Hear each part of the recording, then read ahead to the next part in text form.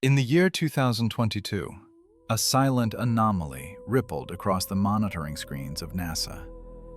From Langley to laboratories across the globe, analysts and scientists paused. They set aside their reports, their eyes fixed on a signal that defied all conventional explanation. This was not the thermal bloom of a rocket launch, nor the emerging footprint of a clandestine military site. The signal was emanating from the Earth itself. From the very cradle of civilization, an ancient and scarred land was issuing a profound cry of distress. The great Euphrates River. For millennia, a silent witness to the rise and fall of empires, the artery that nourished the first cities of humankind was vanishing. Its waters were receding at a pace without precedent. On satellite imagery, it no longer appeared as a mighty channel of life, but as a fading pulse on the body of the planet. But the true shock was not in what was disappearing, but in what was being revealed. The first alarms were not sounded in sterile laboratories, but along the muddy, cracked riverbeds by the fishermen and farmers of Iraq and Syria. They spoke of strange and frightening things, whispers of entire ghost cities, their walls and towers slowly breaking the surface of the dwindling water. They told of caverns, newly exposed in the collapsing banks, from which echoed sounds that were neither wind nor water, but something akin to the rattling of ancient chains. And then, the rumors turned to gold, of untold treasures, a fortune of empires, that the river had supposedly concealed for millennia. Soon, these whispers found an unnerving echo in long-forgotten texts.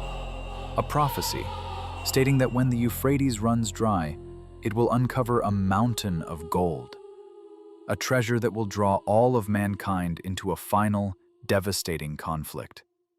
A war from which only 1 in every 100 will emerge alive.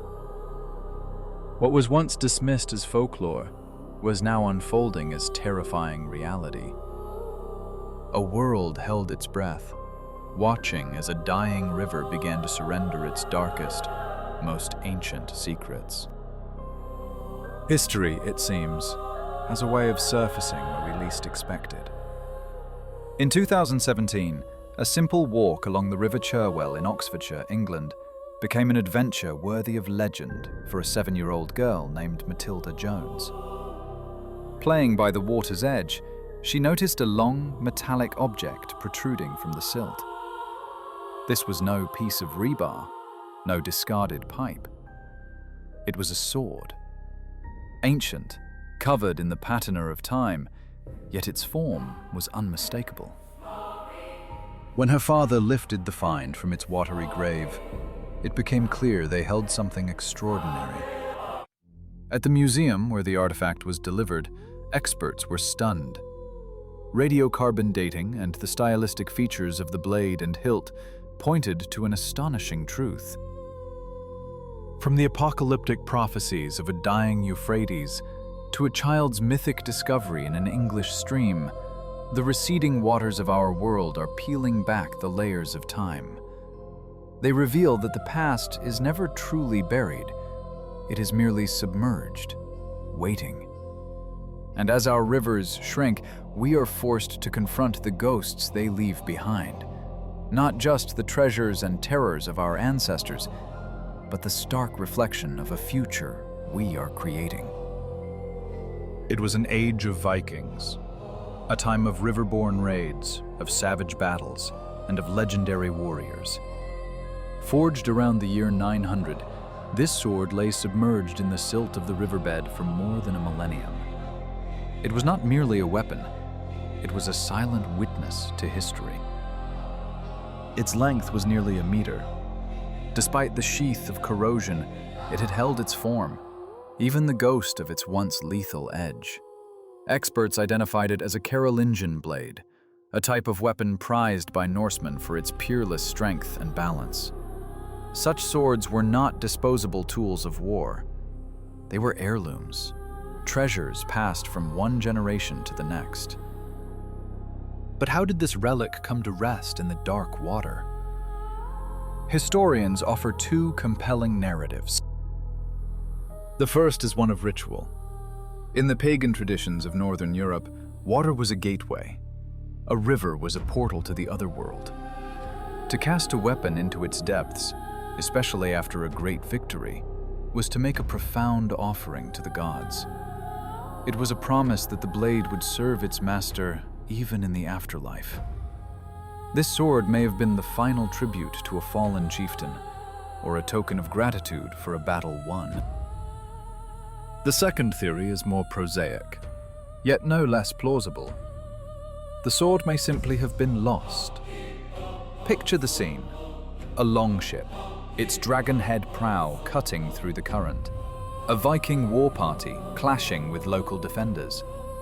In the chaos of combat, a warrior's grip fails, and his most prized possession, his very status forged in steel, is swallowed by the river. For him, a catastrophe. For us, more than 1,000 years later, a priceless gift. What is most astonishing is its state of preservation. The river, with its low oxygen content, became a perfect time capsule. It shielded the metal from the ravages of decay, allowing us, today, to hold the very same weapon a Scandinavian warrior held in the 10th century. This is no mere piece of iron. It is a direct, physical connection to a vanished epoch. A reminder that beneath our feet, sleeping in the quiet mud, lie the stories of gods and heroes, waiting for their moment to be told. But sometimes, the receding waters reveal not the treasures of warriors, but a far more sinister warning. In 2018, an anomalous drought gripped Europe. Rivers shrank, exposing ancient beds unseen for decades. And on the banks of the Elbe, which flows through the Czech Republic and Germany, they began to emerge. The hunger stones. These are not natural formations. They are ancient hydrological markers, a medieval system for broadcasting catastrophe. For centuries, when the water level fell to a critical, desperate low, people would chisel the date and a message into the stone. It was a way to speak to the future, to send a warning across time. The water is gone. Prepare for famine. The river, then, is more than a keeper of relics. It is a library of human experience, preserving not only the sagas of glory and conquest, but also the stark, quiet chronicles of our most profound struggles against the natural world. It reminds us that history is not only written in the grand deeds of heroes, but also in the desperate scratchings of those who simply endured. In the bed of the Elbe River, in the Czech city of Děčín, lies a stone of grim prophecy. It is one of Europe's hunger stones, ancient sentinels revealed only in times of catastrophic drought. Etched into its surface are the scars of history, dozens of dates reaching back through the centuries. 1904, 1893, 1842, 1707, 1616. And alongside them, a chilling inscription carved in German. Wenn du mich siehst, dann weine. If you see me, weep. One cannot fathom the desperation of the hands that carved those words. For them, a receding river was not a mere inconvenience. It was a death sentence. The Elbe was the region's primary artery of commerce, carrying grain, salt, and the necessities of life. When the water fell too low for navigation, trade ground to a halt. Supplies in the cities dwindled, but that was only the beginning. Drought withered the crops and the field spore. The appearance of a hunger stone was a harbinger of epidemics, of social unrest, of innumerable deaths. Each date is a wound in the memory of a continent. 1616, at the dawn of the devastating 30 Years' War. 1707, during the War of the Spanish Succession. 1842, a prelude to the Hungry Forties and the wave of revolutions that swept Europe. These are not simply meteorological records. They are chronicles of human suffering.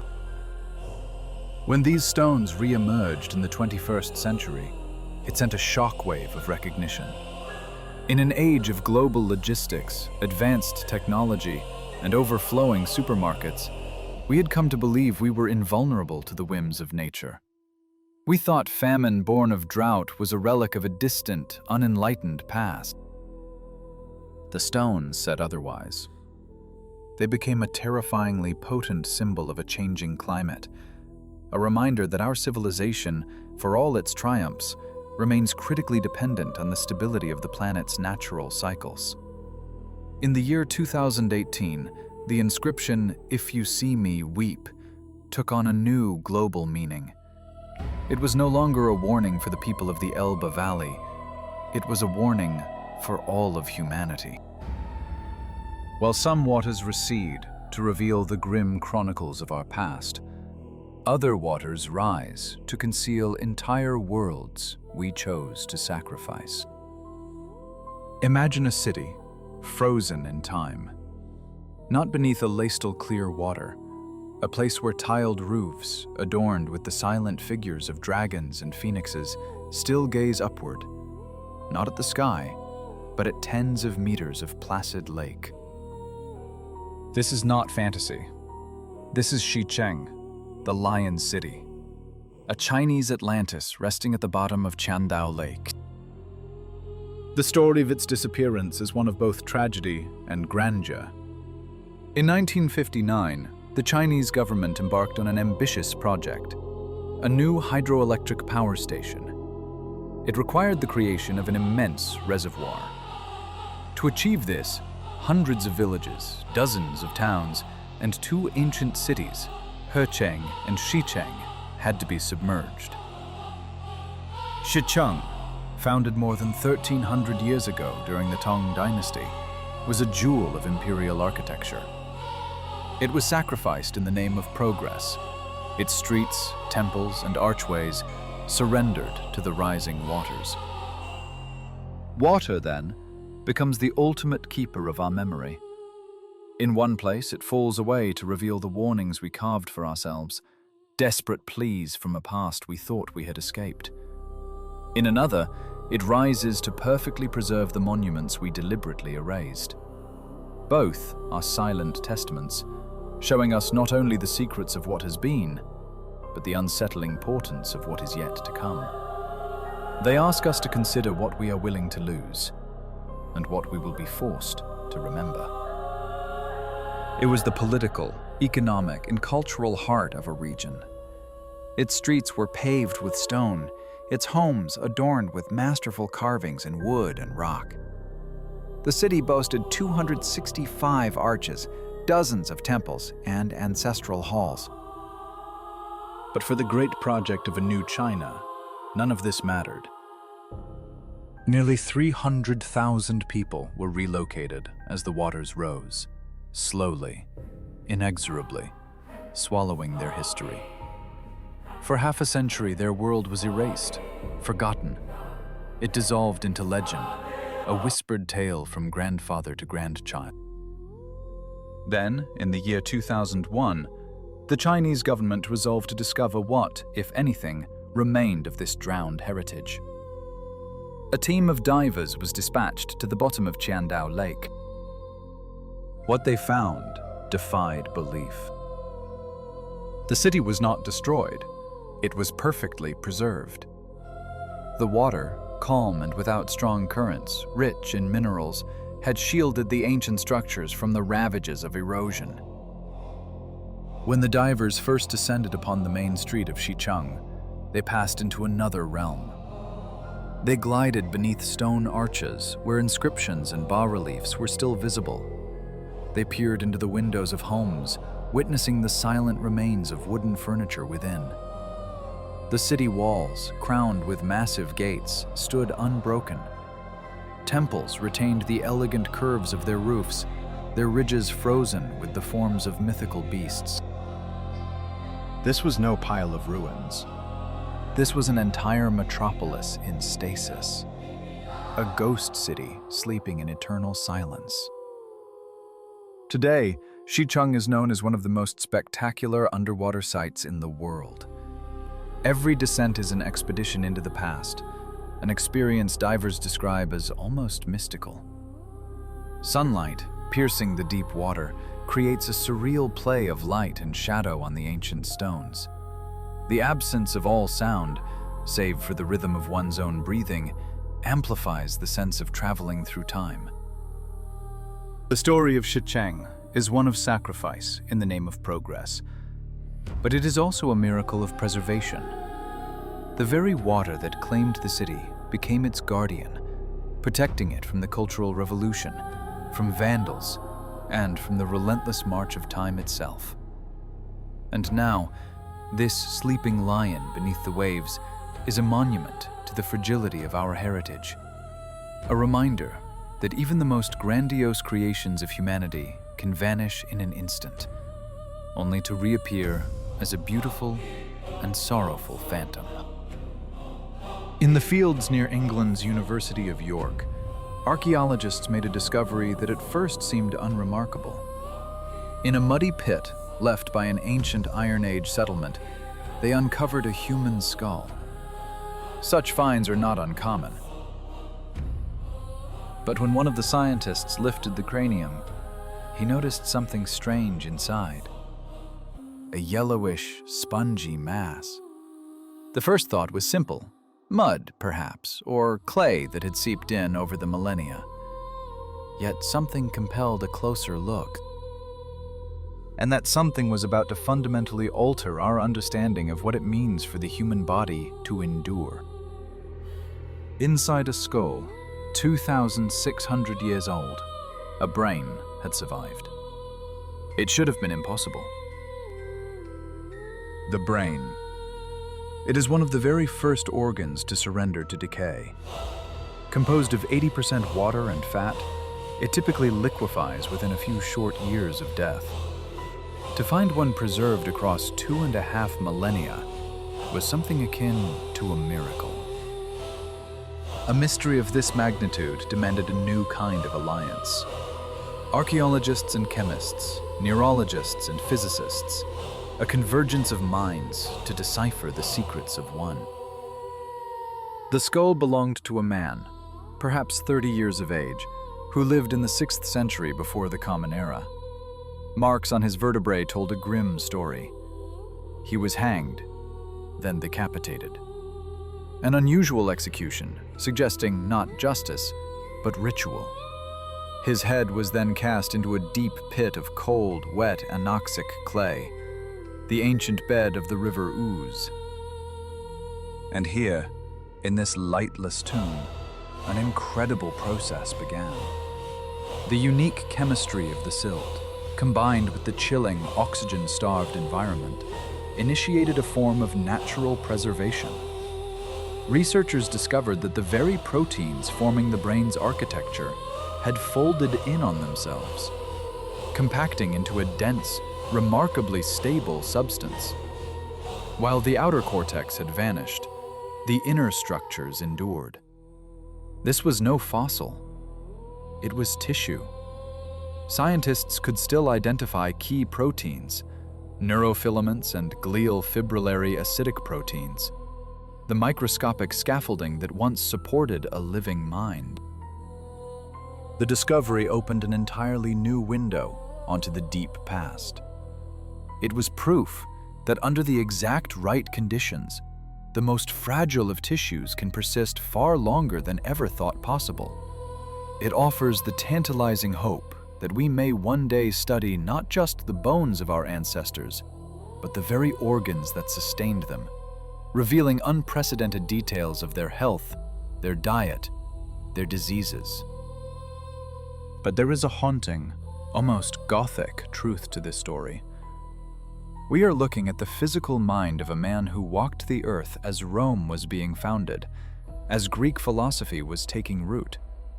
We can analyze its proteins, map its structure, but we can never know what it held. The images, the fears, the hopes that flickered through these neurons in their final moments are lost to the abyss of time. This brain, dredged from an ancient riverbed, is more than a scientific artifact. It is a silent witness to human cruelty and to the profound power of the natural world to guard its most delicate secrets. Every city stands on layers of its own history. But sometimes, those layers conceal something utterly unexpected. In the very heart of Sacramento, the capital of California, beneath the modern streets and the foundations of buildings, lies an entire cemetery of ships. Vessels that carried thousands of fortune seekers here during the Great Gold Rush of 1849. The story begins not with a fleet, but with a single man, Samuel Brannan. It began not with a whisper, but a cry. A man, having learned of a discovery that would change the world, bought every shovel and pickaxe in San Francisco. He then raced to Sacramento, his voice echoing through the dusty streets. "Gold! Gold on the American River!" This was the spark that ignited a global madness. From every corner of the earth, an armada of ambition set sail for San Francisco Bay. Hundreds of ships crowded the horizon, their crews animated by a single, glittering dream. But the moment their anchors hit the water, discipline dissolved. Sailors deserted en masse, abandoning their posts, their captains, their vessels, and fleeing for the goldfields. Soon, the magnificent harbor transformed into a haunting spectacle, a silent, skeletal forest of 1,000 abandoned masts. For the most determined prospectors, the coast was merely a gateway. The true prize lay deep inland, in Sacramento, a destination reachable only by river. And so a second, stranger migration began. Hundreds of vessels, from nimble schooners to formidable three-masted barks built for the open ocean, were hauled and dragged up the Sacramento River. Upon arrival, they met the same fate. Their crews vanished into the hills, leaving the ships to rot at the makeshift docks. But the city of Sacramento was exploding, growing with a ferocious, unrestrained speed. Enterprising minds saw not derelicts, but opportunity. The abandoned ships were resurrected. They became warehouses and hotels, saloons and storefronts. They served as the city's first hospital, the vessel LaGrange, and even its first jail. The Sacramento River, however, the very artery of the gold rush, was a treacherous benefactor. Frequent, devastating floods inundated the burgeoning city, turning its streets into channels of mud and debris. The city fathers, faced with ruin, conceived a radical, almost unthinkable plan. To save Sacramento, they would have to bury it. They decided to raise the level of the entire city by 10, even 15 feet. It was a monumental feat of engineering.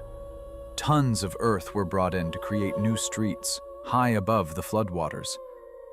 Buildings were painstakingly lifted on jacks, or their second stories were simply converted into new ground floors, entombing the original entrances and transforming them into basements.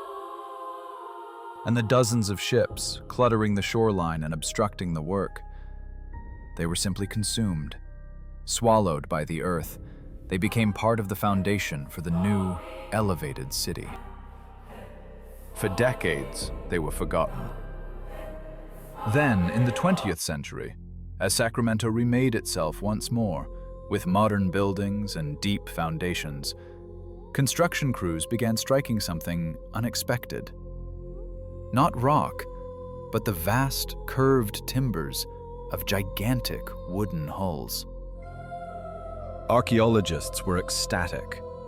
Beneath the streets, a perfectly preserved time capsule was being unearthed. One of the most famous, the Sea Storm, was discovered during the construction of a hotel, its hull immaculate, sealed for a century in the oxygen-free river mud. Other past. Today, to walk through the historic heart of Sacramento was to tread on the decks of gold rush ships. They lie just beneath the asphalt, a buried fleet locked in time. Their holds contain no gold. They cradle something far more precious, the raw, unvarnished history of an era defined by delusion and desire, when people from all over the world abandoned everything for the whisper of a dream. The river first carried them toward that dream, and then, with the help of man, it buried their vessels, preserving for all time the extraordinary birth of the American West. Long before Alexandria rose to prominence, another city served as the grand maritime gateway to the land of the pharaohs. For 1,200 years, it existed only as a whisper in ancient Greek texts, a phantom name in the histories of Herodotus. It was dismissed as myth, or perhaps a simple misnomer for a city already known. But in the year 2000, French underwater archaeologist Franck Goddio made the discovery of a lifetime.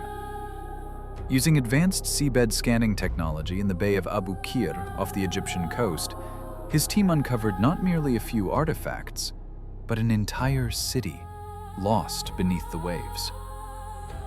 This was Heraklion, a metropolis that vanished suddenly, swallowed by the sea around the 8th century. The cause was likely a cataclysmic earthquake, triggering soil liquefaction, a terrifying event where the solid sand and clay on which the city stood momentarily turned to liquid. In an instant, Heraklion was consumed. Among the hundreds of finds raised from the depths, one in particular captured the world's imagination. A colossal statue, carved from red granite, standing over 5 meters tall. It depicted Hapi, the god of the Nile, and its life-giving fertility. Yet even more breathtaking was an almost perfectly preserved statue of the falcon god Horus, found standing guard at the entrance to the city's main temple. Carved from dark granite, it stared out from the abyss of centuries with a serene, kingly calm. One can only imagine the awe of the archaeologists as the beams of their underwater lights first cut through the murky water to illuminate the face of this ancient deity. The statue stood in its original place, as if it had never ceased its vigil over a city long surrendered to the dominion of the sea. Every detail, the feathers of its headdress, the powerful beak, the piercing gaze, was rendered with breathtaking skill. This was more than a masterpiece of art. It was a key to the culture itself. Horus was one of the most vital gods in the Egyptian pantheon, son of Osiris and Isis, a symbol of pharaonic power and the divine protector of Egypt. His statue at the entrance to the nation's most important port was a powerful declaration to all arriving sailors. You are entering the land of the gods. Lifting these giants from the seabed was a formidable engineering challenge, demanding dozens of hours of painstaking work to free them from a 1,000-year captivity of silt and sand. When the statue of Horus finally broke the surface and saw the sun once more, it was a return from utter oblivion. The discovery of Heraklion and its treasures has fundamentally changed our understanding of the late period of ancient Egypt. It revealed a cosmopolitan center where cultures and religions mingled, a testament to the deep and intricate ties between the Egyptian and Greek worlds. Its tragic end is a humbling reminder of how swiftly and mercilessly nature can erase even the greatest of human creations. The very river delta that gave the city life and prosperity would ultimately become its tomb, preserving its secrets in the dark, silent depths, waiting for us to find them. It is a story held in the cold embrace of a river, one of the most romantic and unsettling mysteries the water has ever surrendered. In the late 19th century, from the dark currents of the Seine in Paris, a body was recovered. She was a young woman, no older than 16. There were no marks of violence upon her, a fact that only deepened the silence surrounding her death. In that era, the city morgue would display the unidentified, a grim theatre in the hope that a passing stranger might put a name to a face. But for this girl, no recognition ever came. A pathologist at the morgue, however, found himself captivated. He was struck by her serene beauty, by an expression of profound peace that seemed to defy her fate. He decided to preserve it, to cast her face in plaster, creating a death mask. Upon her lips played a faint, enigmatic half-smile, a ghostly echo of the Mona Lisa. The mask was named L'Inconnue de la Seine, the unknown woman of the Seine, and it became a phenomenon. Replicas soon appeared in the souvenir shops of Paris, and from there, her face drifted across Europe. She became a muse for the morbidly romantic, a symbol of tragic beauty and anonymous grace.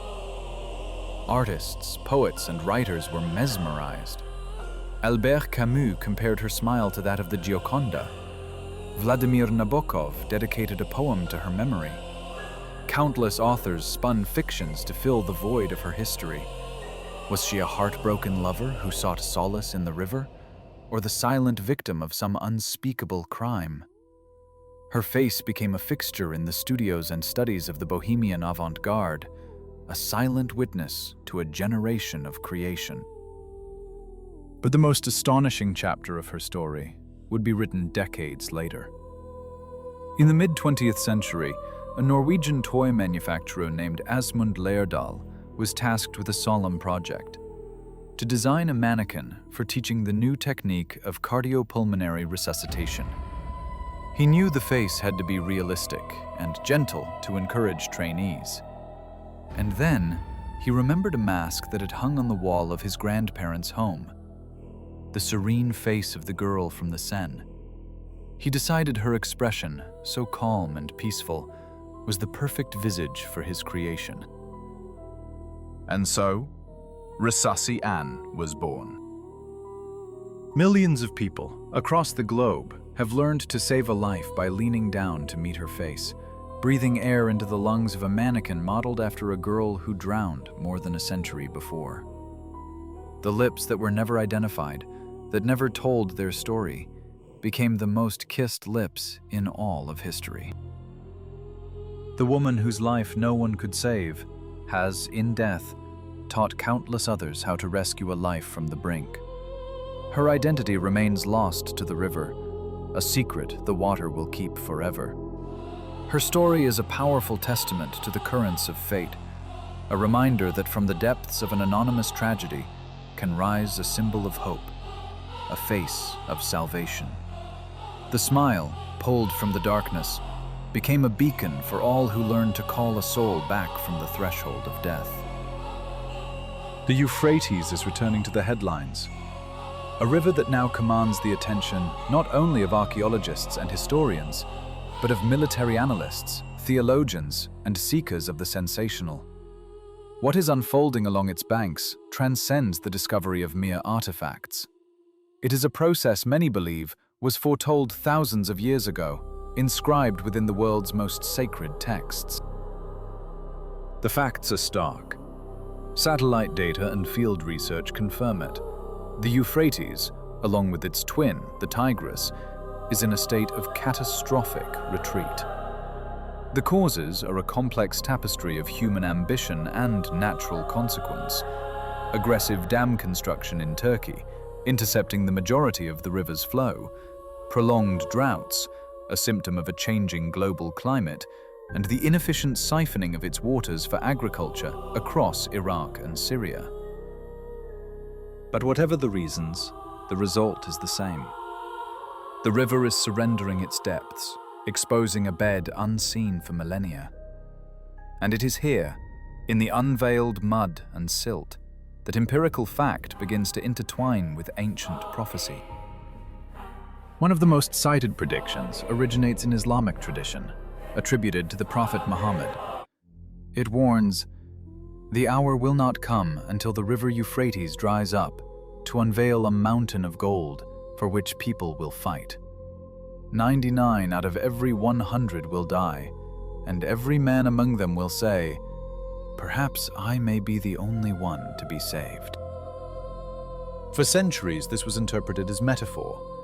Yet today, as local inhabitants and smugglers unearth ancient gold jewelry and coins from the desiccated riverbed, the metaphor is assuming a sinister specificity. There is no mountain of gold, not yet, but each new discovery fuels a feverish excitement, igniting local conflicts over glittering fragments of the past. There is another, still darker premonition, etched into the Christian Bible in the book of Revelation.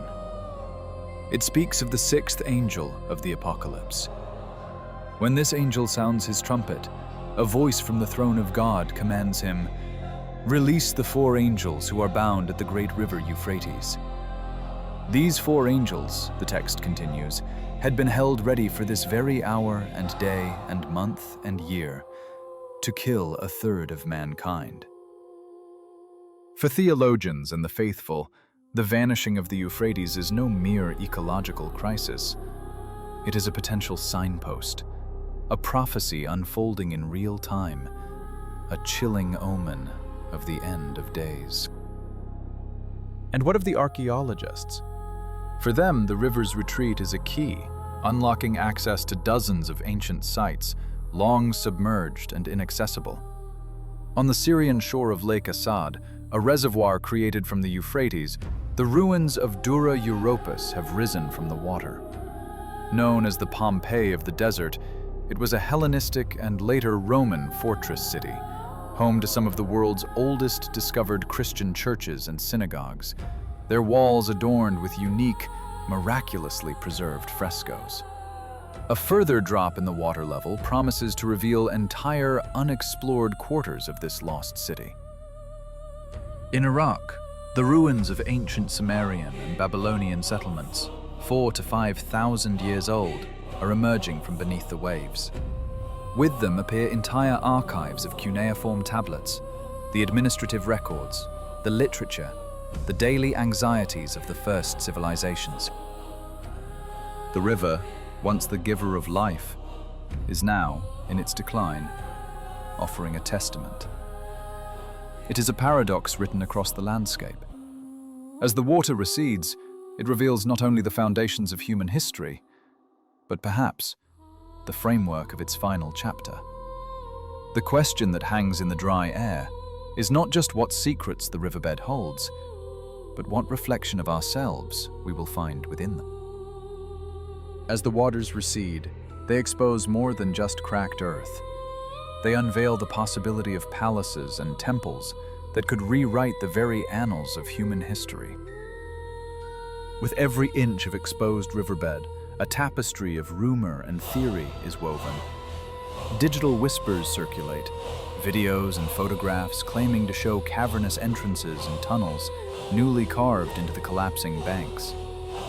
From these dark mouths, some allege, eerie acoustics drift on soundscape local lore has long connected to prophecy and to the release of 4 ancient, imprisoned angels. Other narratives speculate on even greater secrets buried beneath the river's flow. The colossal tombs of forgotten kings, or perhaps the very remains of the mythic Nephilim, the giants of biblical lore. While science remains silent on these sensational claims, their very existence speaks to the profound symbolic gravity of the Euphrates' decline. This is no mere river. It is the artery that has fed civilization since its dawn, a boundary between empires, a stage for scripture. Its slow death is therefore seen not as a simple act of nature, but as a fundamental rupture in the world's order, the cracking of Pandora's box. So what does the Euphrates truly conceal? A mountain of gold, destined to plunge the world into war? Ancient entities, bound until this appointed hour? Or is it priceless archaeological truth, a treasure that could help us finally understand ourselves? Perhaps it is all of these things at once. One truth is undeniable. The veil of mystery shrouding this most ancient of rivers is beginning to fray. What lies beneath when the waters are gone for good may prove more shocking than any artifact or earthly treasure. For as a world holds its breath, watching the fading pulse of a dying river, it is not just the past that is being revealed, but the reflection of a future it may be forced to confront.